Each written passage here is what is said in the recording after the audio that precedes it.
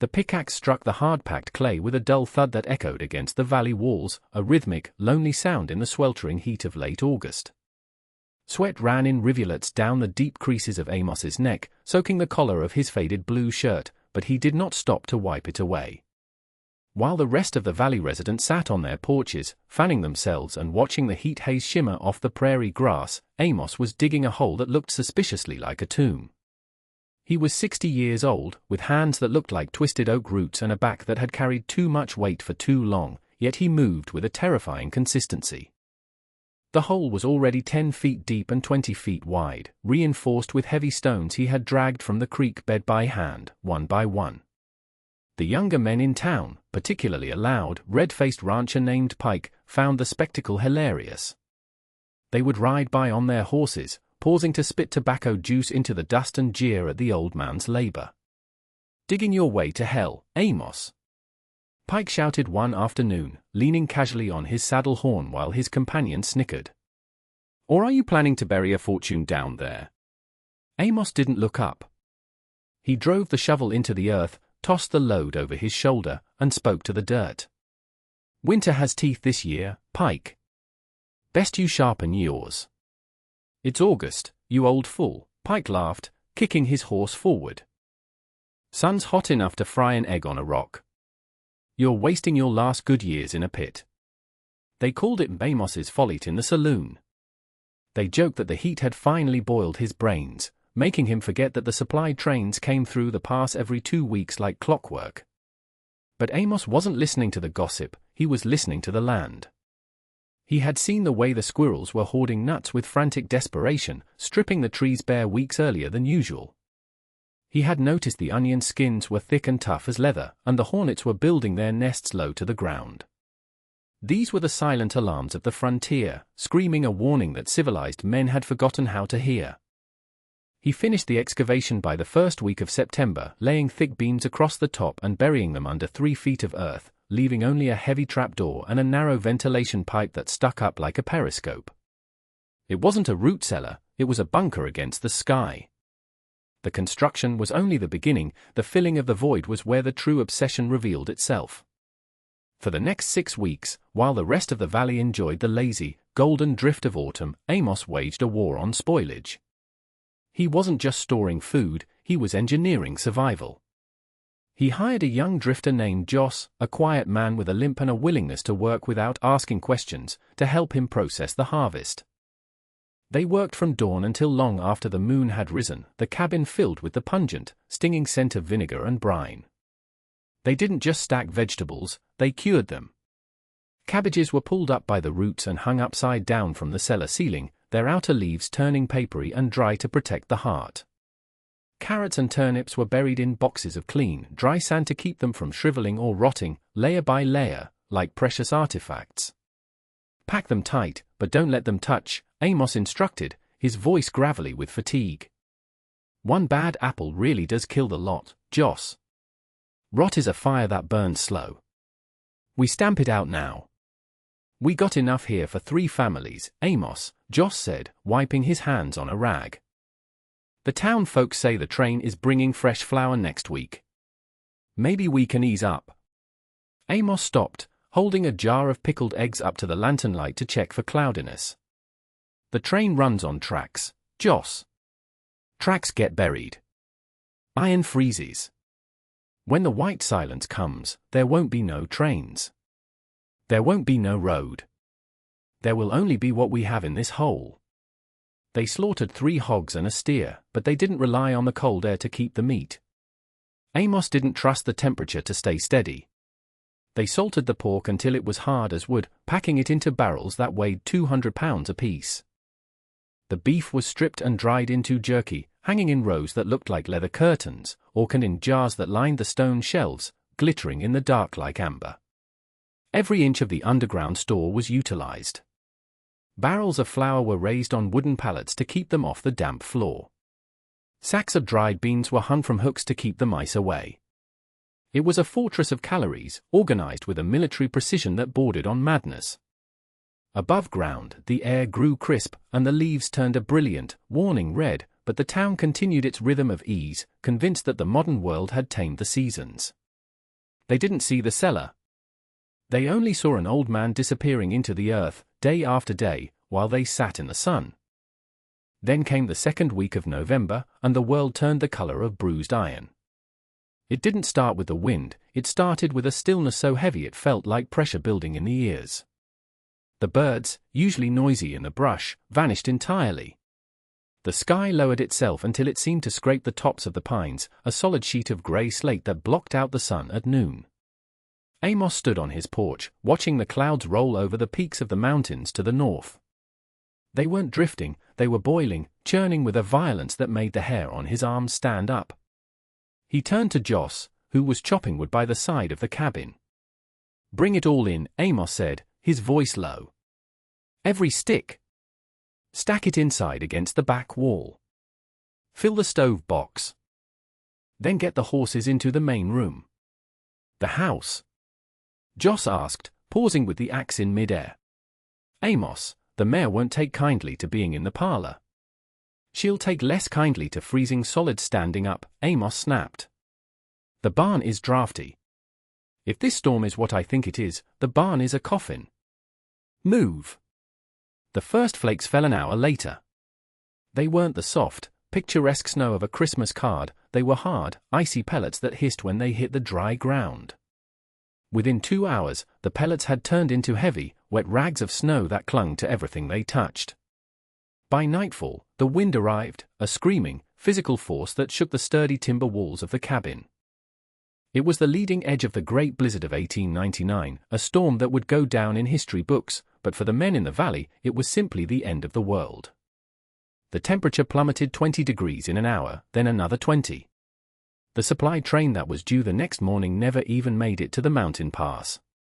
The telegraph lines, heavy with ice, snapped under their own weight, severing the valley from the rest of humanity.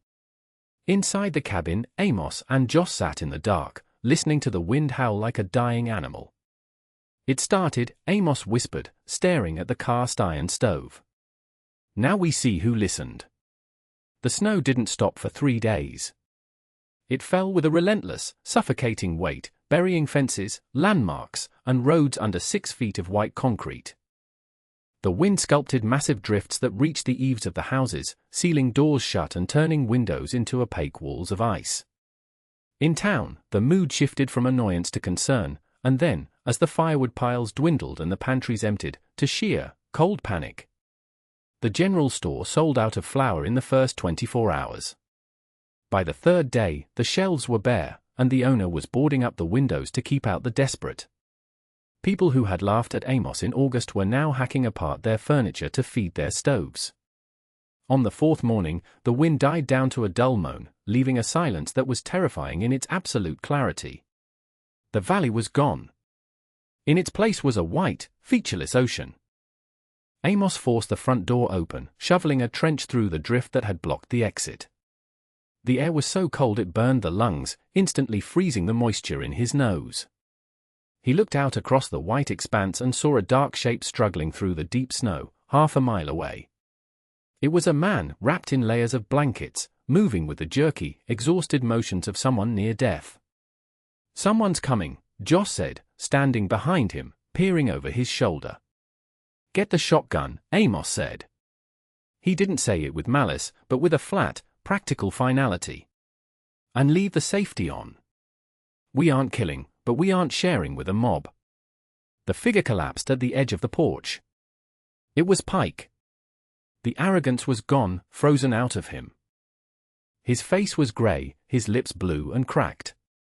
He looked up at Amos, his eyes filled with a terror that only freezing men know. "Amos," Pike croaked, his voice barely a whisper. "My wife. She's..." The fire went out. "We have no wood. We have no food. The store is empty." Amos looked down at the man who had mocked him. He didn't smile. He didn't gloat. He simply looked at the boots Pike was wearing, thin leather, useless for this weather. "Get inside before you lose those toes," Amos said, stepping back. "But listen to me, Pike. You are a guest. You eat what I give you. You work where I tell you. If you complain, you walk back out into the white. Do you understand? I understand, Pike wept, crawling across the threshold. I understand. The arrival of Pike changed the dynamic of the cabin instantly. It was no longer just a shelter, it was a lifeboat. Amos immediately established a hierarchy based on utility and discipline. There was no room for gratitude or pity, only function. He went down into the trapdoor, descending the ladder into the cool, earthy dark of the cellar. The air down there smelled of soil and cured meat, a scent that made Pike's stomach growl audibly from the room above. Amos brought up a calculated ration, 1 jar of pickled eggs, a slab of salt pork, and 3 pounds of potatoes. He did not bring up the flour or the dried fruit. Those were for later. He knew the psychology of scarcity. If he showed them abundance now, they would eat carelessly. He had to make them believe that every meal was a victory. We eat twice a day, Amos announced, placing the food on the rough-hewn table. Morning and sundown. Joss, you're on the stove. Keep it low. We boil the potatoes, we drink the water. Nothing is wasted. Pike, once you can feel your fingers again, you're on insulation duty. Pack rags into every crack in these walls. If you feel a draft, you kill it. How long? Pike asked, shivering as he held his hands toward the stove. How long do we have to live like this? Until the snow melts, Amos said, slicing the pork with a knife that was sharper than a razor. Or until the world remembers we're here. Don't look at the calendar, Pike. The calendar doesn't matter anymore. The only thing that matters is the count. The count. Calories in, work out, Amos said. You burn more than you earn, you die. That's the law of the blizzard. You laughed at the law in August. Now you're going to learn it. As the days turned into a week, the reality of the isolation set in. The cabin became a closed ecosystem. Outside, the temperatures dropped again, hitting 30 below zero. The sound of trees snapping in the forest like gunshots became the soundtrack of their nights. Amos slept with one eye open, listening not just to the wind, but to the breathing of the men in the room. He knew that hunger changed people. He knew that Pike, broken now, might become dangerous when the belly cramp started. The cellar was the only thing keeping them alive, but it was also a target. Amos kept the key to the heavy padlock on a leather thong around his neck. He saw Pike's eyes drift to the trapdoor more than once, a hungry, feral look replacing the gratitude. Don't even think about it, Amos said one evening, catching Pike staring at the floorboards. I wasn't, Pike lied, looking away quickly. I was just wondering if the rats can get in. The rats are smarter than you, Amos said, whittling a piece of kindling.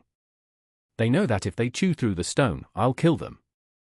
Make sure you know it too. The tension in the room was thicker than the smoke from the stove. They were alive, warm, and fed, but they were trapped in a box with their own fears. And then, 10 days in, the second knock came. It wasn't a single man this time. It was a group. And they weren't asking. Amos heard the heavy boots on the porch, the murmur of desperate voices, and the sound of something heavy hitting the door. He stood up, motioning for Joss to take the shotgun. The valley wasn't just cold anymore, it was predatory. The civilization Pike had believed in had frozen to death, and something older, wilder, was scratching at the door, demanding to be let in. The banging on the door was not the rhythmic knock of a visitor, it was the desperate, chaotic hammering of fists that had lost all sensation. Amos stood by the heavy oak table, his face a mask of stone, while Joss leveled the shotgun at the vibrating wood. The wind outside was a deafening roar, a physical weight that seemed to push against the entire cabin, but the voices rising above it were human and shrill.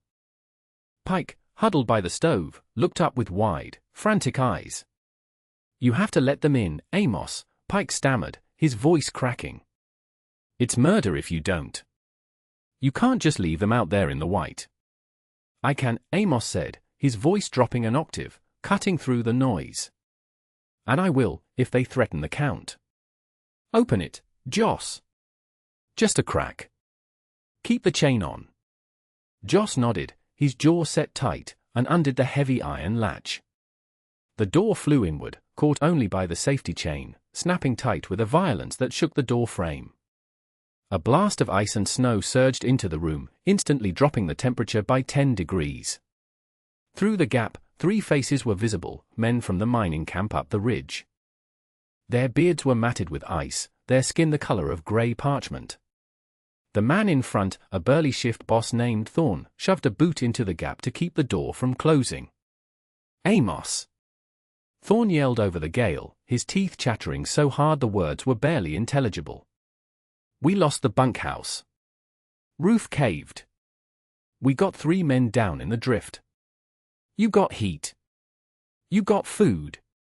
Let us in." Amos moved into the light of the lantern, holding a heavy iron poker. He didn't raise it, but he let the weight of it hang in his hand. "This cabin holds 3 men, Thorn. Any more and the air goes stale, and the heat dissipates. You come in, we all freeze. That's the math." "To hell with your math!" Thorn screamed, pushing against the door. "We're freezing to death right now. We know you got the cellar. We know you got the hoard." "The cellar is for the spring," Amos shouted back, unmoving. "If we eat it now, there's nothing for anyone when the thaw comes. Listen to me. Go to the root shed behind the barn. It's double-walled. I'll give you a shovel and a bucket of coals. Dig into the hay. Huddle together. That's your only chance. You selfish old buzzard." Thorn spat, heaving his shoulder against the wood. The chain groaned, the metal straining under the pressure. Joss stepped forward, racking the slide of the shotgun. The sound was unmistakable, a mechanical clack-clack that cut through the panic. "Take the shovel, Thorn," Joss said, his voice trembling but firm. "Take the coals. Don't make me do this." Thorn stopped, staring down the barrel. The fight drained out of him, replaced by a hollow, crushing defeat. Amos kicked a shovel across the floor toward the gap and handed a metal bucket filled with glowing embers to Joss, who passed it through. "Dig deep," Amos said, his voice softer now. "Snow is insulation. Get under it. Survive the night, and I'll pass out rations in the morning. But you cross this threshold, and you doom us all." Thorn took the bucket, his hand shaking, and pulled his boot back. Joss slammed the door shut, throwing the bolt and leaning his back against it, breathing hard. The silence that followed was heavy with guilt. Pike was weeping softly by the stove. "You're a monster," Pike whispered into his hands. "They're going to die out there." "They might," Amos said, walking back to the table and sitting down to resume whittling a replacement handle for the axe. "But if they came in here, we'd be burning the furniture by midnight to keep 6 men warm, and we'd be out of food in a week. Survival isn't about being nice, Pike. It's about being right." Weeks bled into a singular, grey existence where time was measured only by the level of oil in the lamp and the dwindling pile of firewood. The storm had settled into a siege, a relentless grinding pressure that buried the cabin up to the roofline. Inside, the air grew thick and stale, smelling of unwashed wool, wood smoke, and the sour tang of anxiety. The daily routine became a liturgy of preservation. Amos would wake before the others, checking the temperature of the cellar, ensuring the ventilation pipe was clear of snow, and measuring the rations with a fanatic's precision.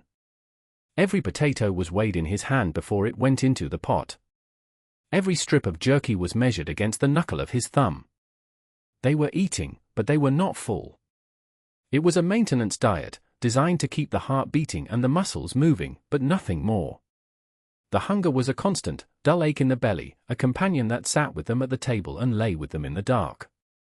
"I'm dizzy when I stand up," Pike complained one evening, staring at his plate which held a single boiled potato and a small square of salt pork.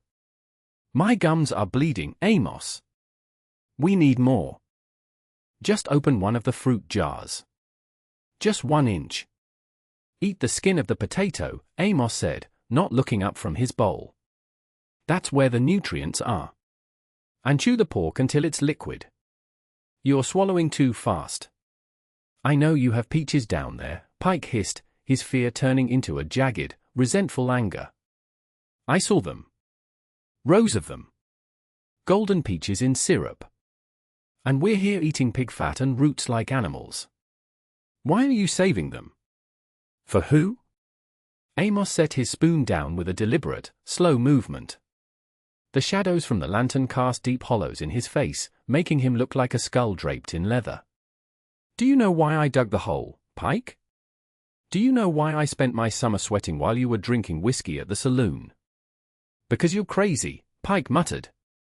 Because of 88, Amos said, his voice flat. I was running cattle in the basin. I had a partner, a good man named Thomas. We got hit by a blizzard that came out of nowhere, just like this one. We had supplies for a week. The storm lasted 2. We ate everything in the first 5 days because we thought it would break. We were optimistic. Optimism is a poison in winter. Joss looked up from the corner, where he was mending a tear in his coat. He had never heard Amos speak of this before. Thomas died on the 12th day, Amos continued, staring into the flickering flame of the lamp. He didn't freeze. He starved. He just went to sleep and didn't wake up. I had to drag his body out to the shed so I wouldn't have to look at him while I waited to die. I swore then that if I ever lived through it, I would never rely on hope again. I would rely on inventory. Those peaches aren't for you, Pike. They aren't for me. They are for the day when the wood runs out and the stove goes cold. They are the last line. And we aren't there yet. Pike looked at the old man, his mouth opening and closing as he tried to find a retort, but the weight of the story crushed his argument. He looked down at his potato, the steam rising in a thin, pathetic wisp. Eat your skins, Joss said quietly. Amos is right. Winter has a long memory. The crisis came not from the cold itself, but from the fuel. By late January, the woodpile in the main room was gone. The blizzard had buried the woodshed outside under 12 feet of drift, making it accessible only by a tunnel that would take days to dig, energy they didn't have. They had begun burning the furniture. First the chairs, then the shelves, then the decorative trim from the walls. The cabin was becoming a skeleton of itself, stripped bare to feed the cast-iron idol in the center of the room. Amos was asleep on his pallet, wrapped in 3 buffalo robes, when the sound of metal on metal woke him. It was a subtle sound, a faint clink that didn't belong in the sleeping house. He didn't gasp or sit up, he simply opened his eyes and listened. The sound came from the floor near the trapdoor. He rolled over silently, his hand finding the heavy wooden mallet he kept beside his bed. In the dim red glow of the dying embers from the stove, he saw Pike. The man was on his knees, hunched over the heavy padlock that secured the cellar. He was working at it with a piece of bent wire, his breath coming in short, sharp rasps. Amos moved with a speed that belied his age. He crossed the room in 3 long strides and brought the mallet down, not on Pike's head, but on the floorboards inches from his fingers. The impact sounded like a gunshot. Don't, Amos growled, his voice thick with sleep and rage. Pike scrambled back, crab-walking across the floor until he hit the wall. I can't take it, he screamed, no longer caring who heard. I'm starving, Amos. My stomach feels like it's eating itself. You have barrels of flour down there. You have ham. You have everything. Joss sat up, blinking in the gloom, grabbing the shotgun by reflex. What's happening? Our guest is trying to rob the bank, Amos said, standing over Pike. He looked down at the shivering man with a mixture of pity and disgust. You think eating a ham tonight will save you? If you open that door, you let the cold down there. You freeze the jars. The glass bursts. The food spoils. You'd kill us all for one full belly. I don't care. Pike sobbed. I just want to be full. I just want to feel warm. Get the rope, Joss, Amos commanded. Amos, we can't tie him up, Joss said, hesitating. He'll lose circulation. He'll freeze. We aren't tying him to a chair, Amos said, grabbing Pike by the collar and hauling him up. We're tying him to the work.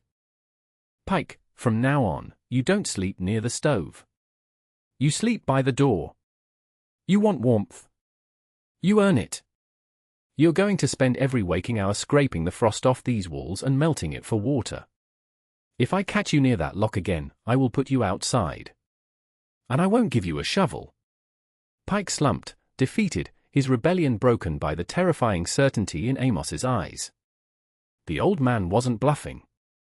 Amos knelt by the lock, checking it for scratches. It held. He looked at the trapdoor, the barrier between life and death. The cold is getting in, Amos whispered to himself, feeling a draft snake across the floorboards. The house is failing. 3 nights later, the roof groaned. It was a sound like a giant grinding its teeth, timber fibers shearing under immense, crushing weight. The accumulated snow of 3 months, layered with sheets of ice, had finally exceeded the structural limit of the cabin's main beams. Up! Amos roared, leaping from his blankets. Everybody up! A split second later, a loud crack echoed through the room, and the ceiling bowed inward in the center. Plaster dust rained down, and the agonizing sound of wood splintering filled the air. The main support beam had cracked. It hadn't collapsed yet, but it was dying. The stove! Joss yelled, reaching for their boots. Leave it! Amos ordered. It's too heavy. Grab the blankets. Grab the lantern. We're going down. Amos fumbled for the key around his neck, his fingers numb with the sudden adrenaline. He unlocked the padlock and threw the heavy trapdoor open. A waft of cool, earthy air rose up, warmer, ironically, than the freezing draft now pouring through the cracking ceiling. Get in! Amos shoved Pike toward the hole. Move! They tumbled down the ladder, one by one, dragging their buffalo robes and the precious lantern with them. Amos came last, reaching up to pull the trapdoor shut just as a terrifying crash shook the floorboards above. The main roof beam had given way. The cabin above was gone, crushed under the white weight. They were now buried alive. The silence in the cellar was absolute. Amos struck a match, the flare harsh and bright in the darkness. He lit the lantern hanging from a hook on a central post. The light revealed their sanctuary, rows of jars glinting like jewels, barrels of pork standing like sentries, sacks of beans hanging from the ceiling. It smelled of vinegar, salt, and dry earth. It smelled of life. Pike sat on a sack of potatoes, looking around with wide, tear-filled eyes. He had been imagining this place for months, demonizing it, but now that he was inside, he saw the order of it. He saw the logic. He saw the love. We're trapped, Joss whispered, looking up at the trap door. The weight of the collapsed house was on top of it now. No, Amos said, moving to a small iron pipe in the corner, the ventilation shaft.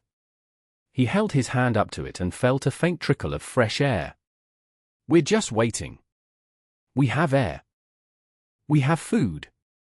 We have the earth.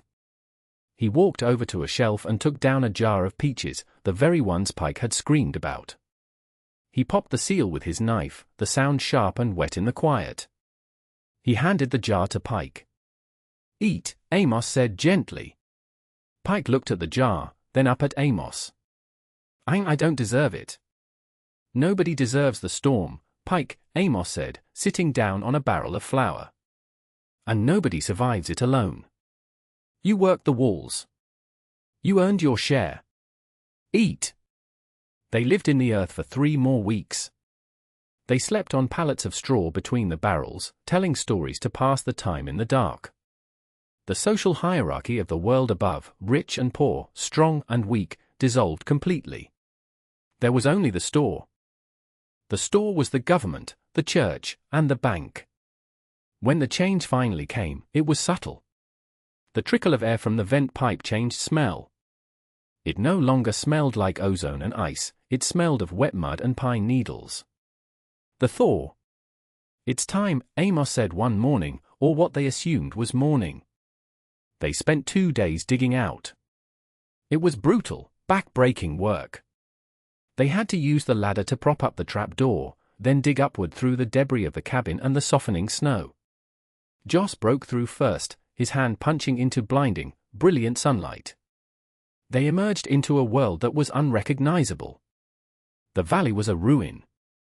Trees were snapped like matchsticks. The skeletons of barns and houses lay scattered across the white sludge. But the sun was warm, hanging in a sky of impossible blue. Amos climbed out last, blinking against the glare. He stood on the ruins of his home, looking down at the valley floor. He saw movement. Figures were emerging from the wreckage of the town, gaunt, skeletal ghosts walking with the unsteady gait of the starving. They weren't looking for gold or land. They were looking for anything to eat.